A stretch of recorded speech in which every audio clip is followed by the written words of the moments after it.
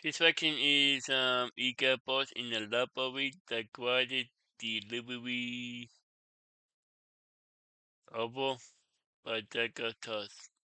Like, and link to the video with the description below. Go and check them out. So let's into this section 3, 2, 1. The head librarian always said that the Meridian Public Library was the quietest place in the city. Yeah. She said it with pride. She had enforced silence in those halls for 19 years with the quiet authority of someone who understood that stillness was not emptiness, it was sanctuary. She had never, in 19 years, anticipated this particular test of that stillness. Marcus Webb was 31 years old and spent more time in the Meridian Public Library than almost anyone who didn't work there. He was a freelance architectural draftsman who lived 4 blocks away in a small apartment with bad heating and a neighbor who played bass guitar at unreasonable hours. Really? The library was his office, his refuge, his thinking space.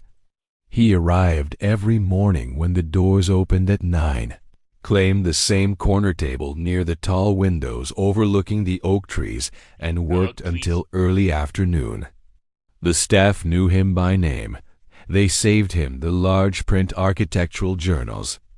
They didn't charge him late fees anymore because he always returned everything, and they'd stopped pretending otherwise. Marcus was quiet, methodical, and private.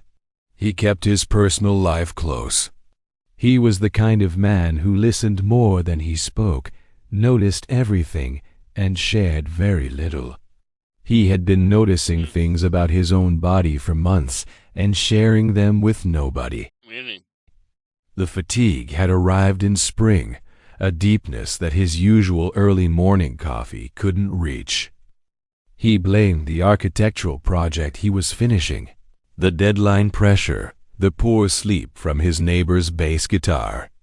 His body had been changing in ways he acknowledged privately and You look like a baby bump. Yeah. examined never.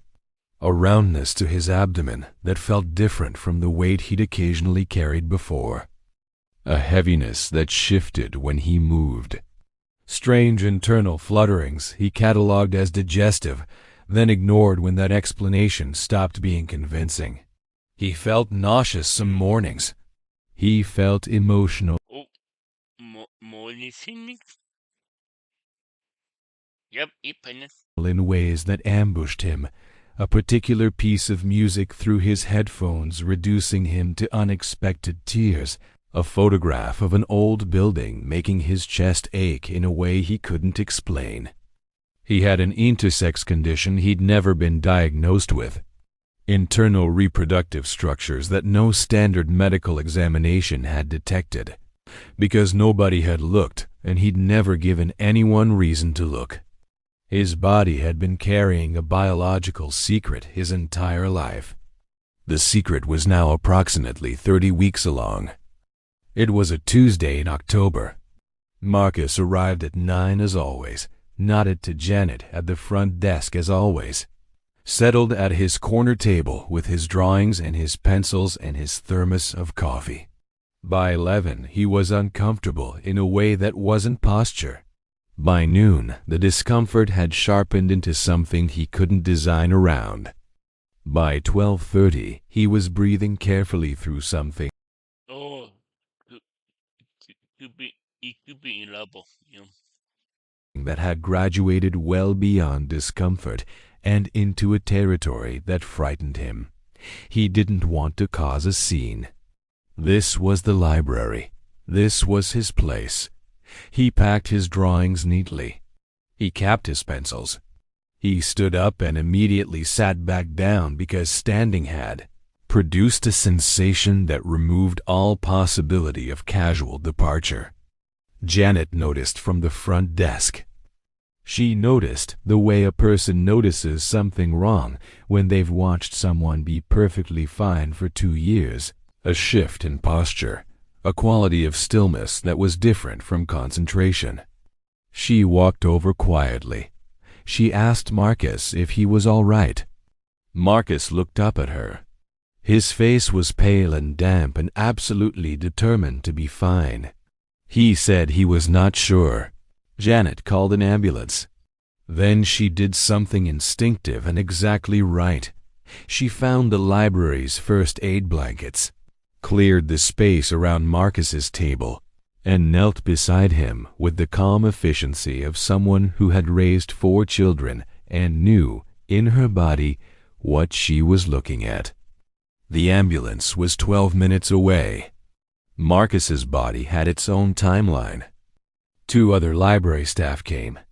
The reading room was quietly, gently cleared.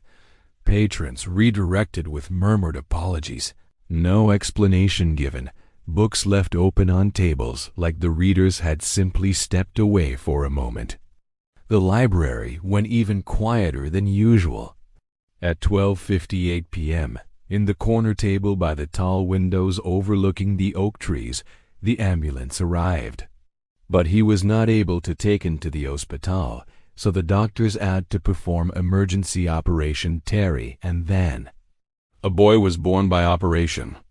The only sound he made when he arrived, his first declaration to the world, was a single sharp cry that rose briefly in the vaulted silence of the Meridian Public Library and then settled into soft, steady breathing. Janet later said it was the most extraordinary sound she'd ever heard in 19 years of enforcing quiet. Oh, really? Marcus's partner, Owen, arrived at the hospital 40 minutes later, having received a phone call from Janet that he described afterward as the most confusing 90 seconds of his life. He walked into the maternity ward still in his work clothes, slightly out of breath, and found Marcus sitting up in a hospital bed holding a small, sleeping human with the expression of someone who had been completely dismantled and carefully rebuilt in the space of a single Tuesday morning. Owen sat down heavily in the chair beside the bed. He looked at Marcus. He looked at the baby. He looked at Marcus again. Marcus said, "I know." Owen said, "I have so many questions." Marcus said, "So do I." They named the boy Elliot. Owen held him for the first time sitting in that Oh, hospital chair and didn't say anything for a long time. Just looked at this person who had arrived without announcement or preparation or any of the things people assumed were required before a life began. yeah. Marcus still goes to the Meridian Public Library. He goes on Tuesday mornings when Owen is home and can stay with Elliot, and he sits at the corner table by the tall windows overlooking the oak trees, and he works on his drawings in the particular quiet that he has loved for years. Yeah. Janet always saves him the architectural journals. She always asks how Elliot is doing. There is a small brass bookmark on the shelf nearest Marcus's corner table, unofficial, unauthorized, placed there by the library staff without announcement. It marks the exact spot where the quietest delivery in the city's history occurred on an ordinary Tuesday in October. Legit. Elliot is 14 months old. He is, his daycare workers report with some exhaustion, the loudest child in the building. Really? His father finds this perfect. Legit. Wow. Dapat igabot inalabawi dagwa this delivery over Dagatos. The link to the video will be the discipline below. Go and check them out and drop a like if you like. And comment below if you want to see more reaction like this one. And subscribe if you're new. Include the post so you can be notified when I upload and when I post and go live in my bye. Wow.